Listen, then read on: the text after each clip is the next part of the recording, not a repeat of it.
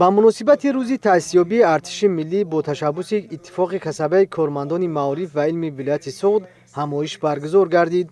گفته شد که ارتش ملی رکن مهم دولتداری به شمار رفته در حفظ مرز و بوم، ارزش‌های ملی و مهمتر از همه همچون سپری با اعتماد در پایداری صلح و ثبات نقش کلیدی دارد.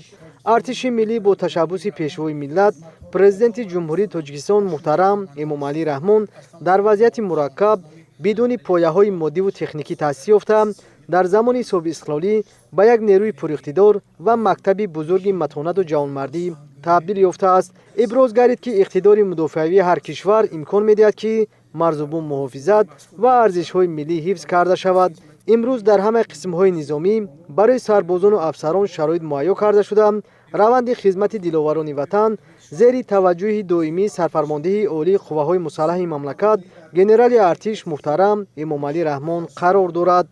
23 فوریه سال 1993 یکمین بار در شهر دوشنبه پرد حربی گارنیزون دوشنبه تشکیل داده شد که از همان روز ما قید میکنیم جشن ارتش ملی جمهوری تاجیکستان را. البته سرشوی تأسیسیابی ارتش ملی بسیار دشوار بود، زیرا که مادی تکنیکی ما نداشتیم، نه تکنیک، نه یراق، نه اسلحه، نه موادهای جنگی. عموما ما از صفر سر کردیم.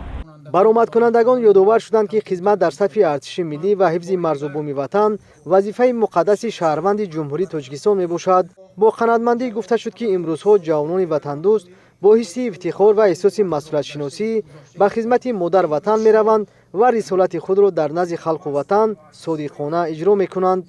خدمت‌های فداکارانه فرزندان فرزانه همیشه از جانب حکومت مملکت قدر کرده می شود. در همایش از جانب اتفاق کسبه کارمندان معارف و علمی ولایت سوخت به چند نفر سپاسنامه و تحفه‌های پولی تقدیم کرده شد.